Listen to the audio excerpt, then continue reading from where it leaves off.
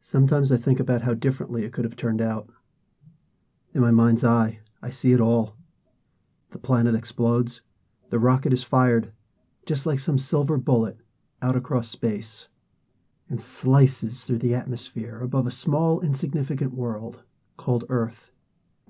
How many eyes turned skyward that night, noticing the shooting star burning so brightly overhead, witnessing, however unknowingly, the dawn of a new age.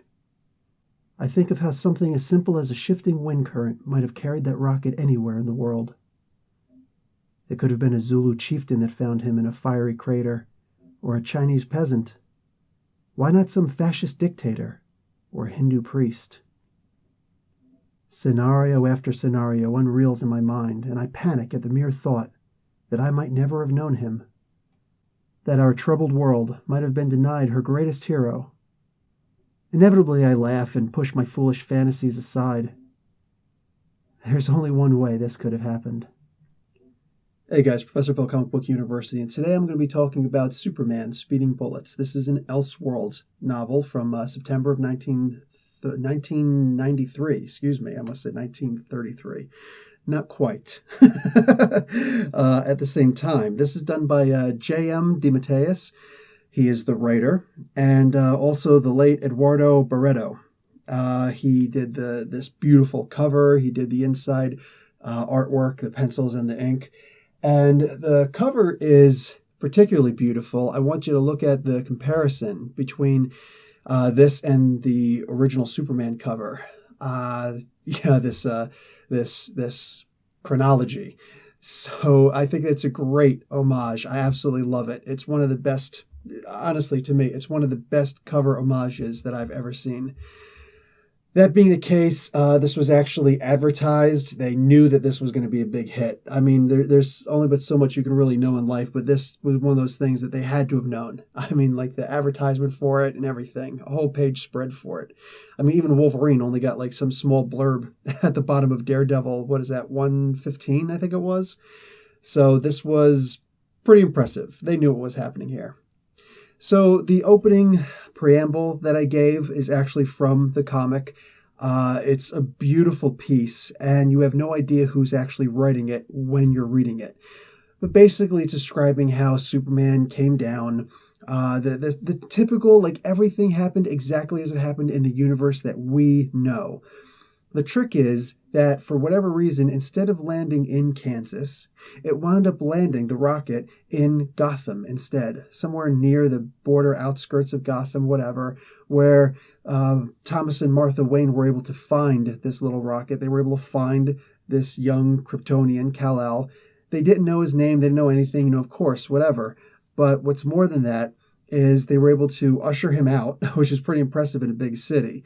And they were able to take him back. Now, there is no young Bruce Wayne in this who would grow up like that. They actually decided to name Kal-El Bruce Wayne, and that says something. So they don't say, like, how come they never had another kid or anything like that. Maybe they were just so fulfilled with this kid. And I like to, in my own mind, this isn't in the comic, but in my own mind, I like to imagine that they were just on their way back home from some big benefit, and it was really successful, and they were going to, do some stuff. And eventually that was going to lead to the Bruce Wayne who we know. So we're going to call that a little bit of an interruption there, coitus interruptus at the very least. And it led to Kal-El becoming Bruce Wayne.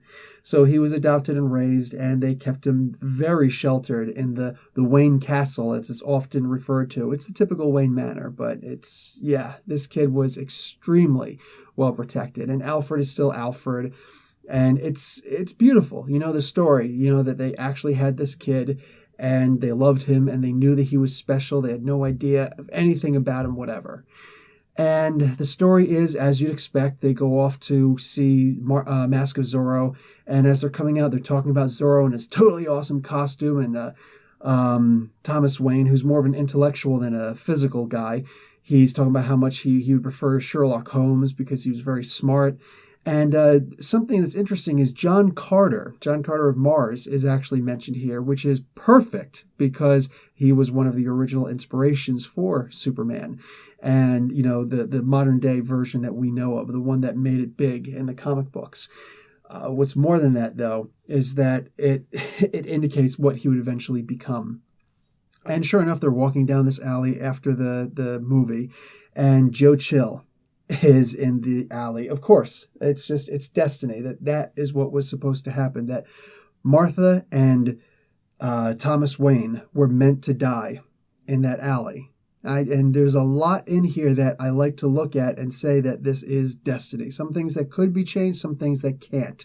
There are several religions out there that talk about fate in the sense that some things can't be changed. And this is referenced many times in the DC comics, specifically, other comics as well, but DC very specifically, that some things can't be changed. If you ever read the Booster Gold series by Jeff Johns, you'll know that there's some things just, nope, sorry, this has to happen. Of particular interest to me was always the Barbara Gordon case.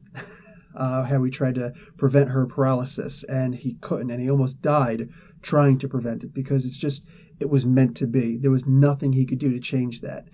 And I like that. And I like that that's sort of referenced here long before that story ever came out. This story came out. And I like that it was built off of this. So Joe Chill, I imagine that since the Bruce Wayne in the universe that we know of asked to leave early, and here it seems to indicate that they didn't get forced to leave early. He didn't get scared of the play or anything. He rather just said, okay, the movie's over now, let's leave. So Joe Chill seems to have a little bit more time. He's not nearly in as much of a rush as he would have been if they would have left early and the sun would have been up earlier, for longer, or at the time, I guess. And again, a lot of it's just me trying to speculate on the book itself and the story. So, of course, push comes to shove and they get killed. A bullet for Martha, 2 bullets for Thomas, or maybe that's reversed. And then 3 bullets for young Bruce, our Bruce, Kal-El, which is interesting. That's one of the things that's so interesting to me, is that when push comes to shove, Joe Chill was afraid and had to get the heck out of there. None of that he was expecting to do when in our universe that we know of, our main DC universe continuity. So in this one, he just has more time. He is more cruel, he is as cruel as we would expect him to be. And he does take 3 shots at this version of Bruce Wayne, the Kal-El version. And this is when all of a sudden Kal-El realizes that he is something different. He never explored his powers before. He never had any reason to. He never really got to go outside or do anything. He just stayed in or walked around the manor, and he was very sheltered. So in this, he's crying. Obviously his parents were just shot in front of his face, and then the bullets kind of bounce off of him, and he's just, wait, what is this? But he looks up, and the tears in his eyes start to evaporate because his heat vision is now activating, and he blasts Joe Chill right in the face with his heat vision, full force, point blank range. And Joe Chill, with his face on fire, runs away. He actually winds up dying, I would imagine, 1 alley over. He's found barely recognizable, completely burnt to shreds. And young Kal-El now has to figure out, what's going on. And he eventually gets brought back home.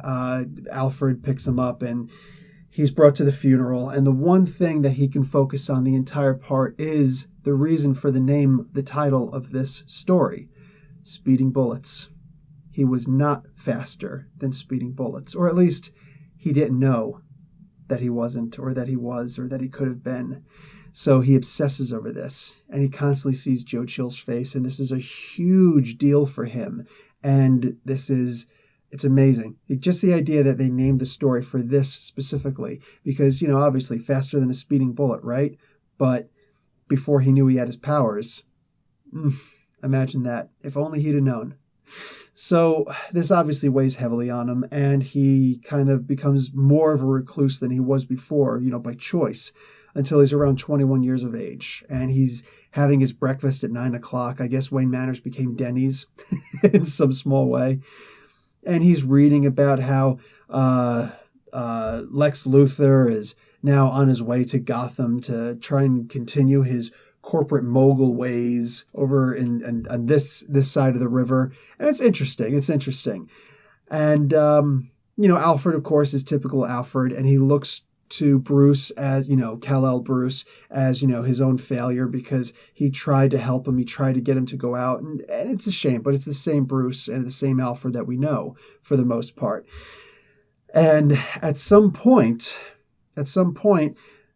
robbers come in to the Wayne Manor, and they've got Uzis or some other kind of high-tech gun, and they put it to Alfred's head. They call him Jeeves. Cute. And they say, you're going to stop or we're going to shoot this guy.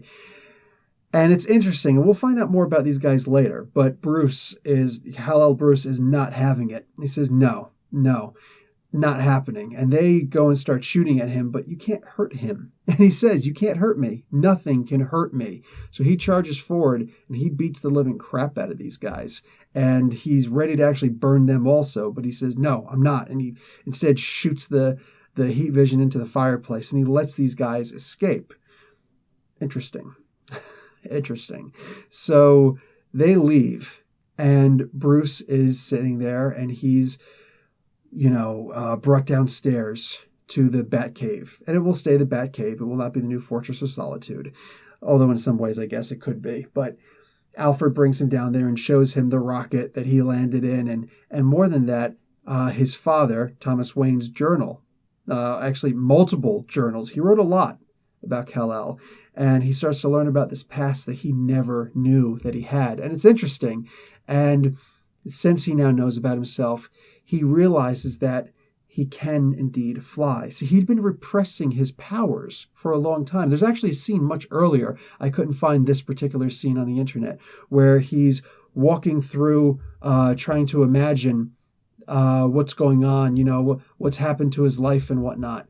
And he actually walks out of the window like air walking, almost like Jesus walking on water, but he's walking on air. And it's interesting, and it's one of those things where they don't even address it. So if you don't recognize it immediately in the page, you're just going to completely bypass it, So here he's actually flying with the bats, and his eyes are aglow, and it's an amazing picture. It's absolutely amazing. And he goes out, and he decides he's going to become Batman. He gets inspired very similarly. There's no mention of how criminals are actually a cowardly and suspicious lot, but you can presume that it's in there still. This is not the typical Bruce Wayne we know of. Don't forget that. So new costume here, and it's interesting. It's nice, and you could tell how this would eventually become a model for some future story, some future art. And most importantly, I noticed is that the mask is complete. It's not your typical mask where the face is shown, from the nose down. No, this is actually, it even covers his mouth. So that, I have speculations on that later also.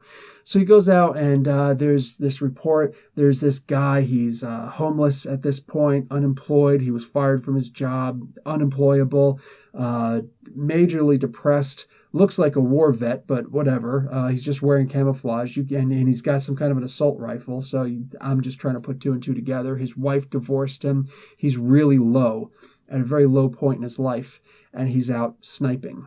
He's actually out sniping people in Gotham.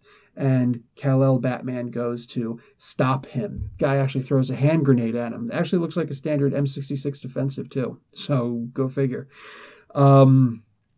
This Kal-El Batman grabs it, and he realizes that he can hold it really tight in both of his hands, cup his hands together, and it pops in his hand. Doesn't do any damage to anyone, including himself. And an interesting thing happens here. He flies him up and then drops him. Yeah, I know. Weird, right? But then he flies down and grabs him because the guy, he put his hand up and outstretched, as in, help me. So Kal-El grabbed him because he recognizes that this guy actually does want to live. So there's help for him. There's hope for him, I should say. Is there help? Who knows? He's probably going to go to Arkham. Then we switch over to Lex Luthor. Lex Luthor has just killed the two goons that he sent to Wayne Manor. Now, he sent them over there because Bruce had been in his little shell and whatnot. And I guess for whatever asinine, I should probably say insane reason, Lex decides, let's make sure that he becomes even more of a recluse by sending this traumatic incident to him. Yeah, not too bright, not too brilliant at all. Just putting that out there, because it actually winds up having the exact opposite effect. Anyway, since these guys failed, Lex kills them. He actually picks them up, one-handed each at the same time, and then crushes their heads, apparently, chokes them out, whatever. So he's particularly strong in this, much stronger than we're used to seeing him. So he is trying to take over Gotham City now. He already took over Metropolis. There was no Superman there to stop him. So he easily handled Metropolis, and now he's come over to Gotham. Now, we also hear that he'd been in some kind of a chemical accident. Yes, this is exactly reminiscent of what the Joker went through. And yeah, more on that as we continue. But Bruce Wayne suddenly comes in. And he says, yeah, this isn't happening. This business deal is not happening. And there's these two lawyers there who are trying to escort Bruce out. And, you don't know what's going on here. You're not going to understand. You've always been in your little room and everything, your little castle. It's like, yeah, you two guys are fired. Get out. And that's, whoa, this kid's got some teeth. We've never heard of him before, really. Like, we've never gotten the chance to really meet him. He's just been inheriting this money, his trust fund, and to continue money coming in. But nope, he's got some teeth. So Lex actually goes up and tries to strong-arm him. And, of course, this is kal-el Bruce, not our Bruce that we're used to in our world. So he easily pulls this ridiculously strong Lex Luthor's hand off of him and gives a little counter intimidation. So that gives Lex something to think about. So knowing that Lex is coming over here to do what he did to Metropolis, kal-el Bruce is not having it. So he decides to go out and buy his own paper, the Gotham Gazette. And he refurbishes it, and he knows that he's going to need a good editor. And the Daily Planet editor, Perry White, well, he's just stuck working in the mailroom or whatever at this point. He's been reduced and just getting a job someplace else, whatever. Bruce recognizes this guy's worth, and he hires him to run his own paper. Reminds me of the Superman animated series where Bruce actually bought the Daily Planet. I loved that. So it's also at this point that we are introduced to Lois Lane, the Lois Lane of this world. It's also at this point that we realize that Lois Lane has actually been narrating this entire series so far, this entire book.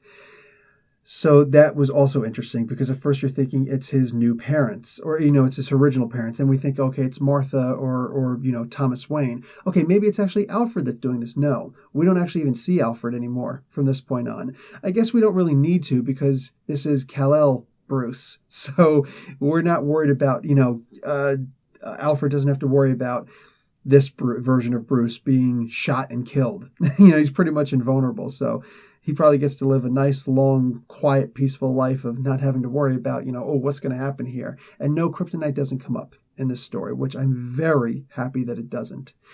So anyway, Lois comes up and Superman, see what I just did there? Kal-el Bruce is so smitten by her that he's been talking to her forever. So he already got to know that she's very smart, that she's brilliant. He already got to know that she's an incredible person. But then actually seeing her for the very first time, he's completely smitten. He's taken aback. He becomes that bumbling klutz. He's not doing this on purpose. And I like that. Now, you'd figure that if he falls down, he's going to smash through the floor and, 16 stories down. But that doesn't actually happen here. And that's perfectly fine. I'm totally okay with that. The guy can defy gravity, for crying out loud. I'm sure he can think quick and, fly when he needs to.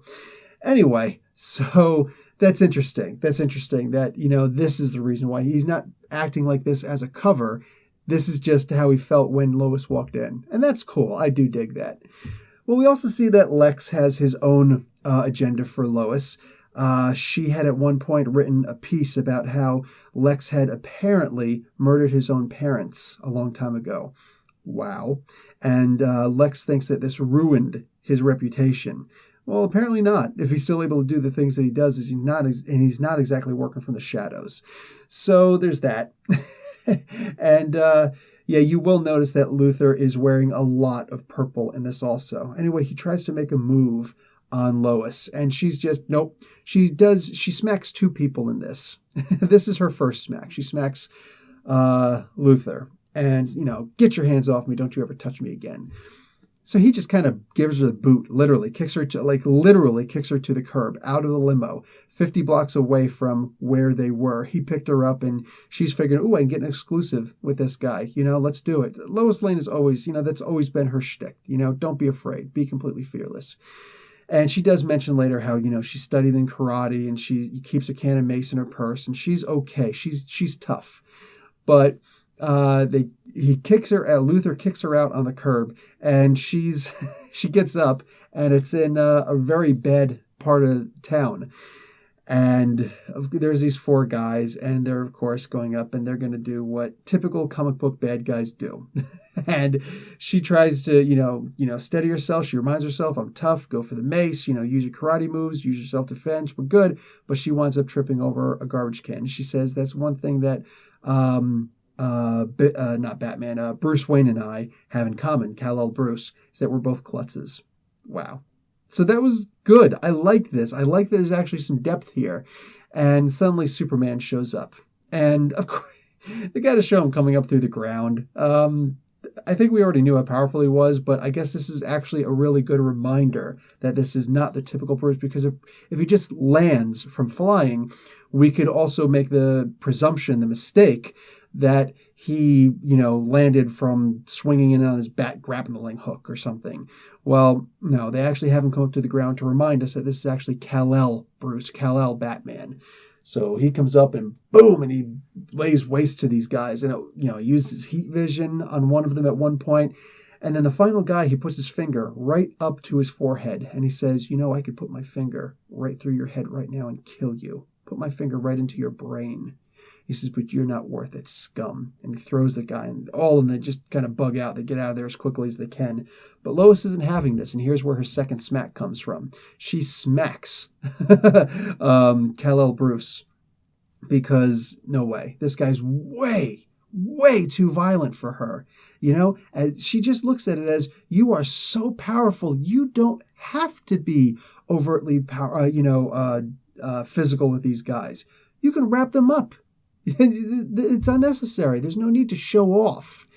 And I dig that. That's good.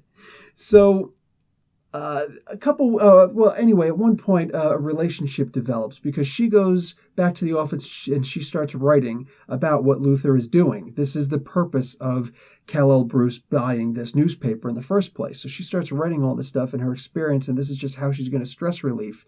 And her tensions are still high. She is still stressed. So when Bruce comes in and, she starts talking about what had just happened, Bruce, kal-el, is trying to figure out, but he saved you, right? And she says, yeah, but he didn't have to act like that. So all that stuff is just confirmed. And she says, he's not tender like you. When we're kids, we all think that women want to see some big, strong guy. Yeah, not necessarily. When they're, when women are girls, yeah, sure. They like the whole, risky, dangerous thing, because we're all of us, men and women, we're all trying to do our own thing and rebel a little bit in some way. So you go with the dangerous person because, you want to do that once in your life.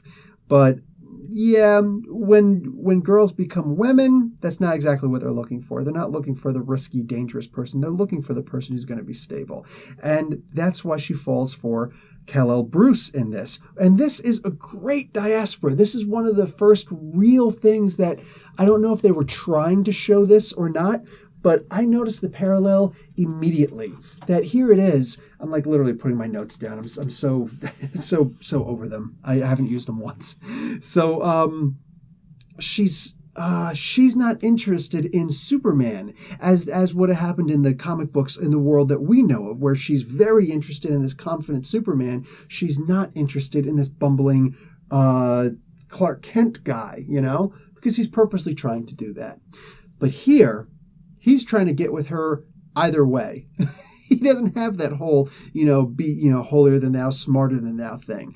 So she completely rejects the Batman version, and she's instead falling for kal-el. I loved that. That was great. That was great because aside from being a little bit klutzy here and there, they don't really go into the idea. DeMatteis doesn't go into the idea that, oh yeah, he's always bumbling and always trying to hide his identity with glasses and whatever. There's no need. There's absolutely no need. So later on, a few weeks later, they indicate they're just about, through. They're like, there's no way we're going to find any information on Lex. Like, there's just no way. He's ahead of us by leagues. Even the Batman, kal-el Batman, can't figure out anything, and he's doing his own crusade. He can't figure out, how to actually get at this guy. Well, fortunately, Luthor decides to blow himself up. Not literally, figuratively. He walks in to the Daily Planet. Look at me. I'm still so stuck in our world. He walks into the Gotham Gazette and he says, I think it's about time you guys finally realized who I am. And he pulls the skin off of his face. It's, a mask clearly. And he reveals that those chemicals that he'd fallen into and the pain and everything actually killed him, quote unquote, killed him. And he became the Lex Joker, Joke Luthor, whatever you want to call him. He's calling himself the Joker. And he fires a laser right at kal-el Bruce. Shoots him dead in the chest, like center mass. Dude drops. You figure he's dead, Well, he can't really be dead. So then he picks up Lois Lane himself, and he's got some kind of a gyrocopter thing that sticks out of his back. He's got some kind of a helicopter harness attached to himself, and he flies away. And he starts giving away his master plan that he's going to take over everything, and this is what really happened to me, and whatever. So kal-el Batman shows up and picks him up, and he basically does the exact same thing. He throws him to the ground, but he's crazy, so he doesn't reach his hand up. But instead, Lois is there, and she says, no, you're not like this. Don't be like this. So he flies down, and he picks him up anyway. He saves him anyway. So there's a small army that they'd actually hired, and Batman, kal-el Batman has to go and stop this army. This was really just to give a little bit of action. It's not the focal point in here. Like, what's a small army going to do against, our version of Superman? This kal-el Batman. Like, what's a large army going to do against him? Absolutely nothing. Joker, Lex Luthor didn't have a chance. This army doesn't have a chance. That's not what they're here for. Rather, they're just here to show a little bit of action. Look, here he is kicking some booty. You know what I'm saying? Enjoy the comic. Hey. So they just devote a couple of pages to it. And I am perfectly fine with that. Because Superman stories are not stories about beating people up. And I will get into that more later. I do have something to say about that later. But he comes down and he starts talking to Lois, and she says, you're different. You're very different than when I first met you. And I like this. And she at one point realizes that he is actually kal-el Bruce. So she doesn't know when she knew, but she just knows. And she pulls the mask right off of him. And that's kind of a liberating thing. And this is great. Again, this to me is absolutely great. I love the idea that she pulls this mask off, and it's much like Lord of the Flies. I know a lot of people don't like Lord of the Flies. I'm not in that camp. I loved Lord of the Flies. I thought it was a great novel. And just the idea that these kids wore a mask, and it allowed them to be someone else, someone who would do things that they otherwise wouldn't. So this mask, everything that kal-el was feeling, as we know it, was hidden under this mask. So once Lois Lane took this mask off, there was no reason for him to be in that kind of a predicament anymore. So he was freed from that. And that's when all of a sudden he becomes basically the kal-el that we know. A little bit of a different costume, whatever, but to me, this is just an absolutely amazing story. And several other things, I'm finally going to use my notes, my analysis here. I noticed that without Superman, Lex took over Metropolis easily. And that's interesting. But after that, here's where the inevitability shows up. Metropolis is just simply a location. Metropolis isn't something that's destined or fated to be great. It's only great because of Superman.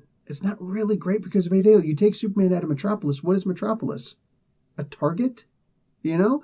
So Luthor took over Metropolis, and that was easy. But then where did he go? He went to Gotham.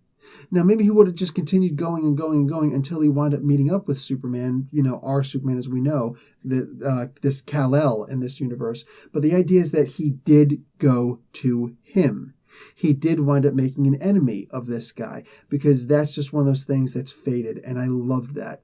On top of that, there has to be a Joker figure in Gotham because Gotham is important in and of itself. There's not a whole lot going on in Metropolis. There's always this thing, that thing, whatever. There's not a whole lot of, hey, let's make Gotham, Metropolis. Hey, like, what's here in Metropolis? What's there in Metropolis? There's nothing special but the Daily Planet. And the Daily Planet is only special because of Superman, For the most part, why would anybody keep going there? Why would anybody care about this big planetoid on top of the building? It's nothing. So when push comes to shove, it's just a stomping ground. But Gotham in and of itself, there's a lot of history in Gotham. You look at so many different Gotham City stories, so many stories that have Gotham City, they actually talk about it. It's a living, breathing city. It's something different. It actually does have a plot point. And Gotham, in many ways, needs a Joker. And that is impressive. And on top of that, Batman has to fight the Joker. That is just that's one of the things that I pulled from this comic that I found, glorious. Saying it's a weird way of looking at it, but that's honestly the way that I feel about it. It's just, I love that. So Lex versus some kind of a Kryptonian has to happen, and Joker versus some kind of a Batman had to happen. It's destiny. It's written. It must be. I mentioned the Masks, Lord of the Flies thing already. Batman stories. Here's the thing. Here's the difference between a Batman story and a Superman story. Okay? A Batman story is about a war on crime. So when you see, this is the thing about the tanks in the street and the private army and all that stuff, and why it was a brush over. It was a gloss over. It was nothing. It was just there for whatever. Imagine our Bruce Wayne Batman trying to take these tanks out and whatnot. It would have been a very complicated story. It would have been interesting. It would have been a story of a human being trying to overcome essentially insurmountable odds, be it through his detective work, through his knowledge of the city, through his finances, through his brains, through his fighting ability, through his strength, through his endurance, his ability to persevere through physical and mental stress and emotional, his war within himself, all these different aspects of who Bruce Wayne is and how Gotham is reflected in that. That is a Batman story. So there probably would have been a lot more focus on that battle if it were our Bruce Wayne Batman that we know of. But this Kal-El version, you see, Superman stories aren't about a war on crime. All that stuff is easy for Superman. That's nothing. That's to Superman, The Superman stories are about Superman. Or about Superman trying to understand who we are, understand who he is, when all he's had is the guidance of, Ma and Pa, whether they were Martha in Kansas or Martha in Gotham, just Martha. Anyway, so that's what Superman stories are. They're a human story by an alien. And that's one of the reasons why, you don't look at a Superman story the same way as you would look at a Batman story, or as the way you look at anybody else's story for the most part. Yes, that includes Martian Manhunter. It's a different kind of story, and it's not about how tough he is. He's tough as a given. Don't look at it that way. Look at it as he's tough enough that he doesn't have to worry for the most part about how tough he is. He can instead worry about the other things that actually matter in his life. Being a human, he doesn't have to disassociate himself from the world. He is very much a part of the world, and balancing that life, that is a Superman story. That's one of the things I love about Superman stories. All right, guys, that's going to be it for me. Make sure you listen to the closing. I put a little bit of work into that also. Anyway, guys, thank you for stopping off for the Spotlight on Story. Superman, Speeding Bullets. You can actually go to your local comic book store and pick up this story. It's an Elseworlds story. It's just one story, 50 some odd pages. And if for some reason you can't find it in your local comic book store, I did put a link below. Support your local comic book store first. But again, last resort, you'll find it online. Link below. All right, guys. Professor Bill, Comic Book University. Class dismissed. Sometimes I think about how differently it could have turned out. How something as simple as a shifting wind current might have carried that rocket anywhere in the world. It could have been a Zulu chieftain that found him in a fiery crater, or some Chinese peasant. Why not some fascist dictator? Or a Kansas farmer? Scenario after scenario unreels in my mind, and I panic at the mere thought that I might have never known him, that our troubled world might have been denied her greatest hero. Inevitably, I laugh and push my foolish fantasies aside, secure in the knowledge that there's only one way it could have happened, only one series of events that could have given us Superman.